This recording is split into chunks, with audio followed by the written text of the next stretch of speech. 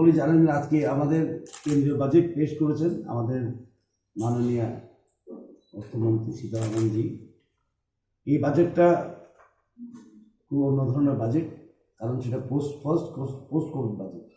একটা অতিমারি হয়ে গেছে, এরপরে বাজেট হচ্ছে, এবং অনেকরাই বলেছিলেন যে ইন্ডিয়ার গ্রোথ হবে না, মার্কেটগুলি সব নেগেটিভ হবে, কিন্তু আমরা রিকভারি করেছি খুব ভালো। এবং দুটো থেকে একটা ইকোনমিক রিকভারি আমাদের ভালো হয়েছে under leadership prime minister Narendra Modi, এবং আরেকটা আমাদের প্যান্ডেমিকের সামাল দেওয়ার জন্য আমরা খুব সাকসেসফুলি করেছি। কোভিড ভ্যাকসিনও তৈরি করেছি, আমরা বিভিন্ন দেশে দিচ্ছি, আর হায়েস্ট ভ্যাকসিনেশনও ভারতবর্ষেই হয়েছে। অনেক মাইলস্টোনও অ্যাচিভ করা হয়েছে এই অতিমারির সময়। এবং এই বাজেটটা অন্যরকম বাজেট, এই কারণে বলছি, এই বাজেটে কী আছে যে ইকোনমিকে চাঙা করার একটা ব্যবস্থা। অনেক ইকোনমিস্টরাই বলছিল ডিমান্ড ক্রিয়েশন করা দরকার। এই বাজেটের সাথে দেখা যায় social spending, infrastructure spending, health spending, তারপরে এডুকেশনে দেখা যায়। So this is a very welcome budget. এত চ্যালেঞ্জের মুখে, এত বড় গ্লোবাল চ্যালেঞ্জের মুখে এই বাজেট করাটা খুব সাহসী পদক্ষেপ, এবং আমি স্বাগত জানাই সরকারের পক্ষ থেকে। এবং এই বাজেটের 6টা পিলার, 6টা স্তম্ভের উপর দাঁড়িয়ে আছে। একটা হলো হেলথ, দ্বিতীয় হলো হিউম্যান ক্যাপিটাল, মানব সম্পদ, ইনোভেশন, নতুন চিন্তাধারা, R&D, রিসার্চ অ্যান্ড ডেভেলপমেন্ট, আর পরিকাঠামো ইনফ্রাস্ট্রাকচার। এই 6টি স্তম্ভের উপরে এগ্রিমেন্ট দাঁড়িয়ে বাজেটটা দাঁড়িয়ে আছে। আত্মনির্ভর ভারত আমরা ডিক্লেয়ার করেছি, কেন্দ্র সরকার নিয়ে বহু কথা হয়েছে, কিন্তু আজকে ফিগারগুলি এসে গেছে। RBI বলেছে 27.1 লাখ crore টাকা খরচ হয়েছে আত্মনির্ভর ভারত, ইউটিলাইজ হয়েছে। এটা কত? GDP, 30% of GDP has been used for আত্মনির্ভর ভারত। সুতরাং it is a big landmark, milestone. Government mission পোষণ গর্ভবতী মাদের জন্য, স্টেজ 2 জল জীবন মিশন আরবান, সেটাও অ্যানাউন্স করা হয়েছে। নতুন একটা স্কিম অ্যানাউন্স করা হয়েছে, সেটা হলো প্রাইম মিনিস্টার স্বাস্থ্য যোজনা। এটার জন্য বরাদ্দ হয়েছে 64,180 crore। সেটা লঞ্চ করা হবে। সেটা কি? To develop primary, secondary and tertiary health care. সেটা ডিটেলগুলি উপরে আসবে। এবং MSP, ন্যূনতম সহায়ক মূল্য যাকে বলি আমরা, সেটা একটা চেঞ্জ করা হয়েছে। এবার প্রোডাকশনের 1.5% MSP হবে, যা প্রোডাকশন কস্ট আছে সেটা 1.5%। সুতরাং ফার্মারদের যেমন আয় যেমন দ্বিগুণ করা যায় 2022-এর মধ্যে, এই লক্ষ্যে এসব করা হচ্ছে।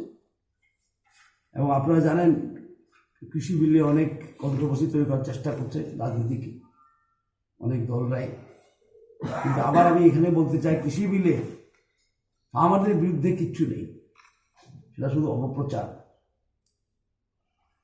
কৃষি বিলে 3টা বিল আছে, আপনারা সবাই জানেন। একটা হলো দালাল যেমন না কাজ করতে পারে, দালাল বাদ দিয়ে যেমন ফার্মাররা পায়। একটা হলো স্টোরেজ, আর একটা হলো ফার্মারের কন্ট্রাক্ট ফার্মিং করতে পারে। এই 3টা জিনিস আছে কৃষি বিলে, এবং সেটা ফার্মারদের জন্য খুব দরকার, to give justice and liberty two farmers. ঠিক না? একটা প্রবণতা আছে, দেখলাম আমি বিগত দিন থেকে নর্থ ইস্টকে আলাদা করে কোনাঠাসা করে দেখা, এটা এরকম না। What is in national interest? Is the interest of north east. কারণ নর্থ ইস্ট ডিসিশনের বাইরে না। ন্যাশনাল ইন্টারেস্ট মানে নর্থ ইস্টের ইন্টারেস্ট থাকবে, নর্থ ইস্টে পাবে। তাই প্রধানমন্ত্রী সবসময় বলো সবকা সাথ সবকা বিকাশ। সব মানে নর্থ ইস্ট নেই তো, সবকা বিকাশ মানে নর্থ ইস্ট নেই তো সবকা বিকাশ। কিন্তু একটা দেখি সাংবাদিকরাও একটা হয়ে গেছে, নর্থ ইস্টের জন্য কি আছে। ঠিক না? সবসময় প্রশ্ন করা হয়, আমি প্রশ্ন করার আগে জবাব দিয়ে দিয়েছি, নর্থ ইস্ট আলাদা ভাবা দরকার নেই। Northeast is Northeast, part and parcel of India. National interest is Northeast interest. আর সবকা সাথ সবকা বিকাশ মানে নর্থ ইস্টের সঙ্গে থাকবে, ফুল কর্পোরেশন প্রাইম মিনিস্টার, নর্থ ইস্টের বিকাশ ভারতবর্ষের বিকাশ। এটাই ধন্যবাদ, এসছেন, খুব ভালো বাজেট আছে। মানে মূলত স্যার ত্রিপুরার জন্য কোন কোন ক্ষেত্রে বেশিরভাগ লাভবান হবে? ন্যাশনাল হাইওয়ে পাবেন, রুরাল ইনফ্রাস্ট্রাকচার পাবেন, পাওয়ারে পাবেন, গ্যাসে পাবেন, টেক্সটাইল পার্কে পাবেন। স্যার সবচেয়ে বেশি কোন সেক্টরে মনে তোমরা কোনখান থেকে বাদ যাবে, কোনখানে পাবে না, কোনখানে বাদ যাবে জিজ্ঞেস করুন, ঠিক না? ন্যাশনাল বাজেট তো হলো, আমাদের ত্রিপুরার বাজেট কবে হবে চলছে, প্রক্রিয়া ফেব্রুয়ারিতে সম্ভাবনা আছে। প্রক্রিয়া চলছে। এবং ওদের আয় একমাত্র পেনশন থেকে বা এফডি থেকে। ওরা আর 75 বছর পরে আর আইটিআর ফাইল করতে হবে না, ইনকাম ট্যাক্স রিটার্ন ফাইল করতে হবে না। ইজ অফ লিভিংয়ের গেছে। এখন আর একটা ফাইন্যান্সিয়াল সাইডে বাজেটের যদি দেখতে যাই আমরা, আগে আছিল 3+1 না, 3+1 যে বড়োইং ছিল আমাদের, 3+1 ছিল বড়োইং। এখন কি করেছে, 3 ছিল আনকন্ডিশনাল বড়োইং আমাদের, স্টেট বড় করতে পারো 3% অফ জিডিপি, ঠিক আছে। আর 1 ছিল কন্ডিশনাল বড়োইং, যে স্টেটের হাতে যেমন আমার টাকা যায়, এই জন্য কি করেছে এখন 4% আনকন্ডিশনাল, 0.5% কন্ডিশনাল। সেই কন্ডিশনগুলি বলবে আমাদেরকে এখন।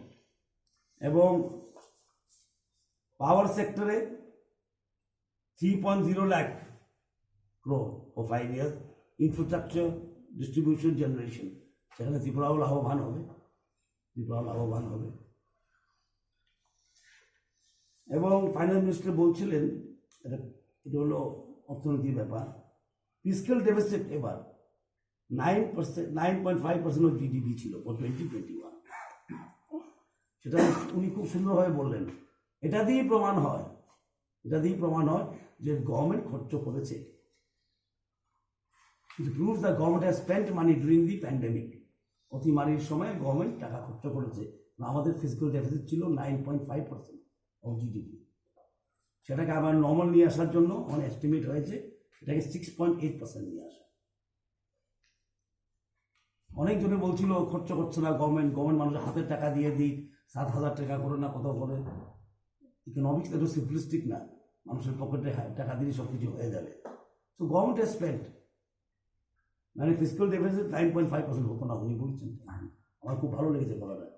ইট ইজ প্রমাণ that government has spent during the pandemic time. Pandemic সময়ে খালি মানুষ, এই জন্য আমরা এখান থেকে বেরোতে পেরেছি। Government has made enough spending during pandemic. আত্মনির্ভর ভারতে আপনারা দেখেছেন, আরবিআই এস্টিমেট 27.1 লাখ crore টাকা, 30% অফ জিডিপি আমরা দিয়েছি আত্মনির্ভর ভারতের জন্য। এবং ফিজিক্যাল ডেফিসিটও দেখায় যে গভর্নমেন্ট খরচ করেছে অতিমারির সময়। টেক্সটাইল পার্ক 7টা মনে হয় করা হবে, সেখানে ত্রিপুরাতেও মনে হয় আমরা নিতে পারবো একটা টেক্সটাইল পার্ক।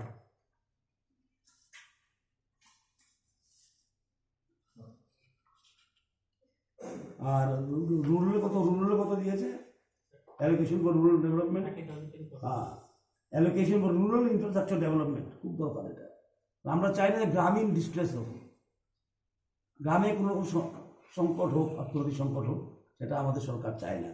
তাই আমরা ইনফ্রাস্ট্রাকচার ডেভেলপমেন্ট অফ রুরাল এরিয়াতে, আগে ছিল 30,000 crore, এখন হয়েছে 40,000 crore।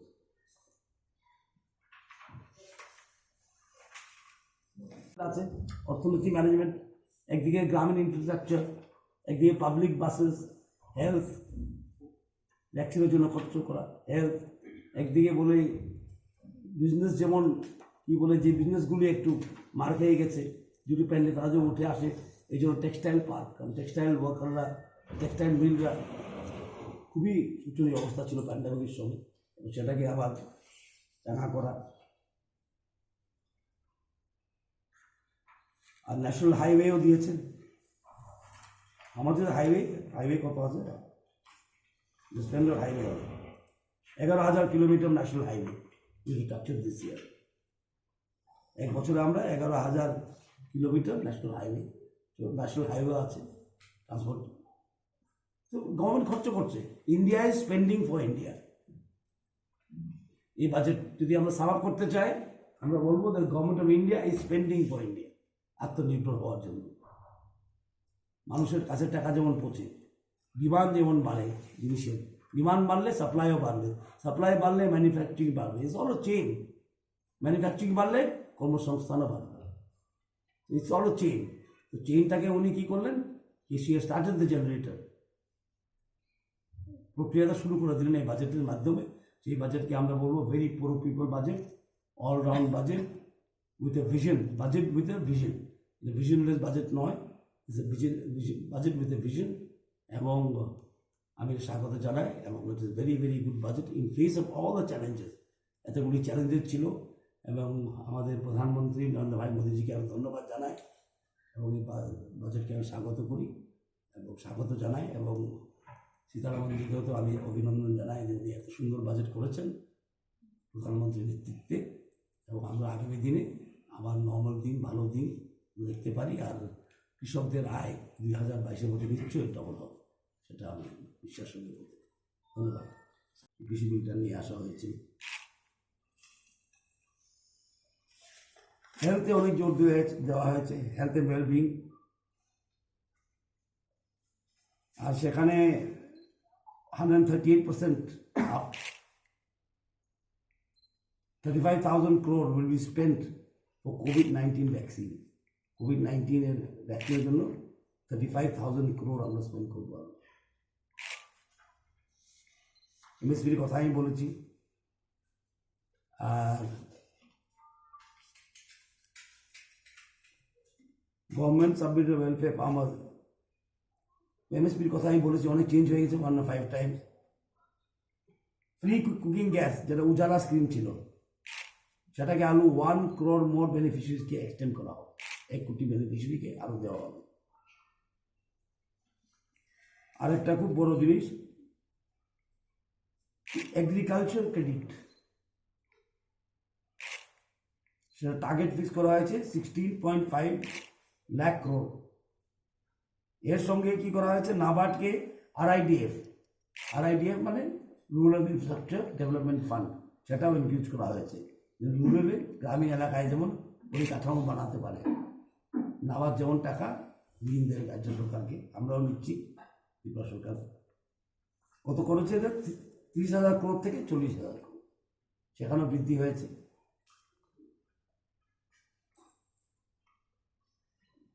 যেমন আমি বলেছিলাম গভর্নমেন্ট স্পেন্ডিং যেমন হচ্ছে বাজেটে, এভাবে আমরা কি করছি, ইনফ্রাস্ট্রাকচার তৈরি করার ব্যাপারও একসঙ্গে দুটা হচ্ছে। অনেক ইকোনমিস্টরা বলছে স্পেন্ডিং করা দরকার, ডিমান্ড বাড়লেই সাপ্লাই বাড়বে। After all supply depend on demand. এই বাজেটে দেখা যাচ্ছে ডিমান্ড বাড়ানো, এবং ইন্ডাস্ট্রিগুলো আরও চাঙ্গা হয়ে ওঠে, ক্যাশ ফ্লো যেমন ভালো হয় বাজারে। National highway 11,000 kilometre national highway এবছর, এই ফাইন্যান্সিয়াল ইয়ারে। আর সবচেয়ে বড় কথা, ফাইন্যান্স মিনিস্টার, অর্থমন্ত্রী প্রপোজ করেছেন ফিজিক্যাল এক্সপেন্ডিচার বা capital expenditure 5.54 lakh crore, from 4.39 crore ছিল, অন 5.54 crore ক্যাপিটাল এক্সপেন্ডিচার করবে। সেটা দেখিয়ে হবে ডিমান্ড বাড়ানোর কথা বলছিলাম, ডিমান্ড যেমন বাড়ে, মানুষের হাতে পয়সা যেমন যায়। 18,000 crore দেওয়া হয়েছে পাবলিক বাসের জন্য, পাবলিক ট্রান্সপোর্ট সিস্টেম। মানুষের আয়, এটা দিয়ে মানুষের কি কর্মসংস্থান বাড়বে, বাসেস চলবে এবং পলিউশনও কমবে।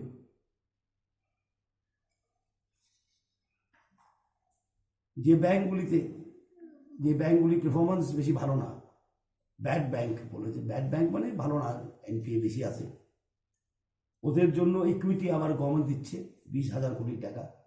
যেমন এনপিএগুলি আমি শুনছিলাম ফাইন্যান্স মিনিস্টারকে, উনি বলছিলেন এনপিএগুলি যেমন রাবার করা যায় ক্লিন, কিন্তু ক্লিন করাতে কি ট্রান্সপারেন্ট ভাবে ব্যাংকগুলি যেমন আবার যেমন ব্যাংকের স্বাস্থ্য, health of the financial system should become normal. এর জন্য 20,000 কোটি টাকা সেন্ট্রাল গভর্নমেন্ট দেবে এই ব্যাংকগুলিকে। Post matric scholarship for SC students